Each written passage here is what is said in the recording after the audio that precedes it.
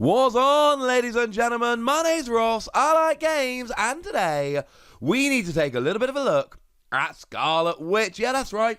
While we were all paying attention, having a jolly old time, doing our things, Fantasy Flight Games went and dropped the reveal article for Scarlet Witch, which means we now know quite a bit about Scarlet Witch, and I, for one, am rather delighted indeed. So let's take a gander, shall we? So we might as well start off with Wanda Maximoff, your alter ego here. And what we've got is a recovery of 3, which is pretty standard, not high, just fine. And the action super-powered siblings that lets you discard 2 cards from your hand and draw 2 cards. Doesn't give you a card advantage, doesn't give you any more than you had to begin with, but it helps you cycle through your deck. And unless you've got a nuts good hand, this is going to be a really cool skill you're going to want to use. I mean, the best way to do this is next time you play a game of Marvel Champions, just look at your opening hand and imagine if you could drop 2 cards and then maybe even take a cheeky look at the next 2 cards of your deck. You can see how good this is going to be, but wait. Because if you've actually got Pietro Maximoff in play, you draw 3 cards instead. And this is kind of huge, quite frankly. Because now it's exactly the same as it was before. It's just as good as it was before, except now you are getting a card advantage, which is kind of nutty. And at this stage, I do need to remind you about Pietro Maximoff, the alter ego of the hero coming in that hero pack, which has got, or who has got, literally the same action. It's still called Superpowered Siblings. You discard 2 cards from your hand and draw 2, but free if Wanda Maximoff is in play. So clearly what they're trying to make you do here is push you into actually playing multiplayer, but with one player playing Scarlet Witch and one player playing Quicksilver, which of course thematically works kinda beautifully. Now, as we take a look at Scarlet Witch herself, you've got a thwart of 2, which is fine, attack of 1, which is bad, and defense of 2, which is fine. No great skills there, and honestly, the average seems to be about 2-2-2, so stats-wise, we're not loving it. But you do have an interrupt here. When boost icons on an encounter card would be counted, discard the top card of the encounter deck and count the number of boost icons on that card instead. Oh. Essentially, you get to just take the boost icons, a number of them, and swap them for the next card down. So, I mean, if your opponent, if the villain reveals one of those horrible boost cards with 3 icons, not great. You get to scrap them, and the chances of seeing another one with 3 icons, it's there, but it's very, very low. Generally speaking, you'll use it if a 3 comes out, you'll consider it if a 2 comes out and you really need the help, and if a 1 or 0 comes out, you probably won't use it. But it gives you protection from those horrible turns where 3 random boost icons come out at once and you end up either being KO'd or going too low on health, or the scheme ends up being successful, etc. There are going to be plenty of games where this literally stops you losing, where the 3 boost icons would KO you and you'd be done, but now you get to change it to another card, or where the 3 boost icons would lead the scheme to success, but now you get to change them. It's not necessarily always going to help you every turn, but it's incredibly powerful, and it will, in a very literal sense of the word, stop you losing the game on a fairly regular basis, I would imagine. So, yeah, you know what? I'm kind of all in on Scarlet Witch. This looks fun to me. So, how does she play? Let's look at some cards, get a nice look at exactly how she plays. Now, one we'd seen previously, the only one we'd seen previously, was Hex Bolt. Hex Bolt is a 2-cost event, and you discard the top 3 cards of the encounter deck, and every card does something. So for each card discarded with 0 boost icons, you deal 2 damage to an enemy, the villain or a minion. For every card discarded with 1 boost icon, you remove 2 threat, from a scheme, side or main. For every card with 2 boost icons that's revealed, you draw a card. And for every card revealed with 3 boost icons, you place a status card on a character. So one of yours gets tough, or one of your opponents gets confused or stunned. And this is brilliant. Like, if you discard the 3 cards and there are 2 1 boost icon cards and a 2 boost icon card, then you remove 2 threat from a scheme, remove 2 threat from another scheme, and then draw a card. This is brilliant. Of course, do remember that running out of your deck is not ideal. and running out of the encounter deck is not ideal. What you're essentially doing is milling the encounter deck. You're going to cycle through the encounter deck faster. And please remember that when the encounter deck runs out, it gets reshuffled, but an acceleration token goes on the main scheme, such that an extra threat is put on at the start of every villain phase. So, huge advantage, great card, but it's going to get you closer to your opponent, to the villain, having these acceleration tokens, which are not ideal. Now, Chaos Magic is a zero-cost event, and it's a hero action. You play a card from your hand, ignoring its resource cost, but you discard cards from the top of the encounter deck equal to that card's printed resource cost. So you can essentially play Hex Bolt for 0, but you have to discard 2 cards from the encounter deck.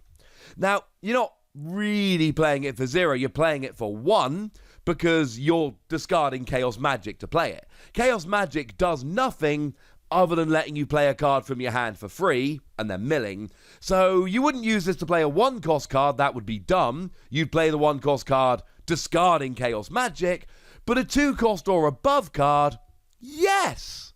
But once again, we're milling the encounter deck. So there's going to be a real risk-reward thing going on with Scarlet Witch, and we were told by the lovely Caleb Grace early on or at least a little while ago, in one of the streams, that this is essentially what we're going to be seeing. Caleb Grace, of course, being one of the lead designers on the game. This is going to be what we see from Scarlet Witch. You're discarding the encounter deck, and you're gaining lots and lots of advantages. Yay! But you're also going to be getting closer to decking out the encounter deck, which is then going to lead to acceleration tokens, which could be a bad thing. Having said that, playing a 3 or 4 cost card for essentially 1 cost, that being Chaos Magic, yes! Love it. Also worth noting, it's got an any type resource there, which is very, very cool. Warp Reality is a 1-cost event. Don't play it with Chaos Magic. And it's got a Hero Interrupt. When an encounter card is revealed from the encounter deck, cancel all of its effects and discard it. And then discard cards from the top of the encounter deck equal to the number of boost icons on that card. And this is phenomenal. Now, I cannot be, and I know for a fact, I am not the only one who has lost multiple games because of the card Advance. Advance, when revealed, the villain schemes. And what's really sucky about this is that they can scheme when you're in hero mode, when you're not expecting them to scheme, and essentially you go, oh man, I'm 2 threat away from losing, but I'm in hero mode, they can't scheme, I'm good, bang, out comes Advance, you lose. And the really cool thing about Advance, of course, is that it has no boost icons, so you can actually cancel this for free. Well, for a 1 cost. It's one of these cool cards that you play on the villain turn, which is kind of awesome, and it can really help you out. Once again, there's a fairly big downside, although this one is fairly easily mitigated. Now, in terms of Scarlet Witch cards, the only other one we've seen is Slipping Sanity, which is her obligation. You can see the 3 boost icons in the bottom right-hand corner. And you may flip to alter ego form if you like, though you don't have to. And you do one of 2 things. You either exhaust Wanda Maximoff and remove Slipping Sanity from the game, so it can't come out of the encounter deck again. Now, this is actually more relevant with Scarlet Witch than with your average character. Most of the time, you discard the obligation. It takes, at least in solo, in single player, faster in multiplayer, obviously, it takes a while to come back round again. But because you're cycling your deck so gosh darn fast with Scarlet Witch, this will come around more often if all you do is discard it, so removing it from the game does give a bigger bonus here than it does for other characters' obligations. Or, you discard the top 5 cards in the encounter deck, and for each star icon in the boost area discarded this way, place 1 threat on the main scheme, and then discard this obligation. So that's when boost icons are replaced with stars to give specific effects, which could be harsh. But you're milling 5 cards in the encounter deck, and you're putting it in the discard pile so it can come round again, and you're potentially placing threat on the main scheme. The vast majority of the time, all I really do when these obligations come out is just exhaust and have done with it and remove it. But I think this, more than ever, is one that I am going to just exhaust Wanda Maximoff, because this is pretty brutal if you don't exhaust her. Now, we've also seen a bunch of Justice cards, because of course, Scarlet Witch is Justice coming out of the box. So we can get a nice little sense about her Justice cards and how they play. So starting off then, we can have a little bit of a look at Speed, a 4-cost ally with 4 health, and you know my theory on allies by now, I want them to have the same health and cost, or higher health obviously. Thwart of 2 with 1 consequential damage, love it. Attack of 1 with 1 consequential damage, don't love it. But after Speed thwarts, limited to once per round, you ready him. Love it. Absolutely love it. The way I see Speed is rather simple. You play Speed, thwart, take a damage. Oh, I'm ready. Thwart, take a damage. I'm not ready, but I will be at the end of the turn, so we're good. And then we head into next turn. Thwart, ready, and then you save yourself to block. You can thwart a 4th time, obviously, but I like having my allies on 1 health and then using them to block to get rid of an attack. Assuming the attack doesn't have overkill, of course. And I'm sure I'm not the only one that does this, let's be clear. So yeah, I like Speed. Speed is good. Crisis Averted is a 3-cost event with awesome artwork. Because I love me some Spider-Man. And there's a hero action, remove 6 threat from the main scheme, which is pretty big. If you paid for this card using a science resource, you get to ignore a crisis icon. Now remember, there are crisis icons on some side schemes. That is to say, you must take out that side scheme before you're able to remove threat from the main scheme. This is a 3-cost card that allows you to remove 6 threat from the main scheme, which is huge, while also going through that crisis icon. Frankly, ladies and gentlemen, that is pretty gosh darned awesome. Swift Retribution is a 1-cost event with a hero action, the villain schemes, and then you deal 4 damage to the villain. And this is very much a double-edged sword card that you are going to have to play extremely carefully. Because on the one hand, a 1-cost event allowing you to deal 4 damage is awesome and wonderful, and we love it. And on the other hand, allowing the villain to scheme is the kind of thing that loses you games.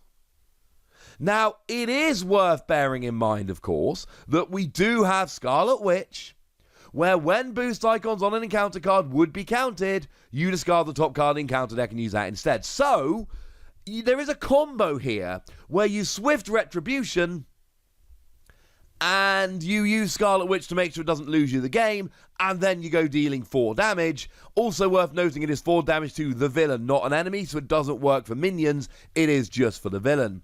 But I love this, frankly. I think you got to be careful. I think there are going to be plenty of turns where you're just not going to want to play it, and that's fine. But I think when you can deal with the scheming, when you've got Scarlet Witch to try and mitigate the boost icons, and then you're just spending 1 resource to deal 4 damage, all of the yes. And finally here we've got Turn the Tide, a 0-cost event, which is nice. It's got a response: after your hero thwarts and removes all damage from a scheme, deal 3 damage to an enemy. Now again, it is your hero, so it wouldn't work with an ally, it's got to be your hero. But this is awesome. This is the kind of card you're going to have to play for it. You're going to have to set it up. You're going to have to make sure that you plan a turn or 2 ahead, or at least a couple moves ahead. But essentially, you get rid of most of it, most of the threat, and then you thwart to get rid of the last of the threat, and then you deal 3 damage to an enemy for 0 cost. Yes, I am all in on that. Now, I should remind you, there was one more card we saw previously. It was revealed at Gen Con, but we're talking Scarlet Witch, so it's worth having a quick reminder now. We did have a quick look at the 1-cost event, Order and Chaos. Now, it is a team-up card for Quicksilver and Scarlet Witch. It is limited to once during your deck. But when a Treachery card is revealed from the encounter deck, you cancel its when revealed effects and deal 2 damage to the villain. So to go back to Advance we looked at earlier, the villain doesn't scheme, the villain instead takes 2 damage. Now you've got to have Scarlet Witch and Quicksilver in order to actually use this, so it is very much designed as a, hey look, you're playing them as a pair kind of card, but that's alright. It's all good, ladies and gentlemen. It's all good. And that's what we know so far about Scarlet Witch. I am hyped about Scarlet Witch. I'm a fan of her as a character. And this, once again, we've got a really, really unique deck to play. Scarlet Witch is very much a chaotic character, one who isn't always in full control of her powers, and that's what we see in this hero deck. Fantastically powerful cards, with potentially massive downside. Once again, and I have no idea how the designers keep doing this, and I keep expecting them to run out of ideas, but it's not happening yet. They keep going, here is a character in the Marvel Universe, let's make a hero deck or a villain deck, encounter deck, which plays completely differently from all the others we've released, and seems thematically perfectly appropriate for the character we're looking at. Don't know how they keep doing it, but I, for one, am delighted. So there we go, ladies and gentlemen. That's Scarlet Witch, and now I'd like to know what you think about her, how excited you are, how you think it's going to go ahead and play, etc., etc. Go nuts! Be nice! And then make sure you like this video, subscribe to this channel, follow me on Twitter at @TheWassy. That's where we talk Marvel Champions and a whole bunch of other card games. And please do consider checking out patreon.com/PTCGradio, where you can support the channel, get some bonus podcasts and all kinds of fun things. But by far the most important thing, as always, look after yourselves till next time, would ya? Thank you very much for watching. My name's Ross, and you've been watching Wassy Plays.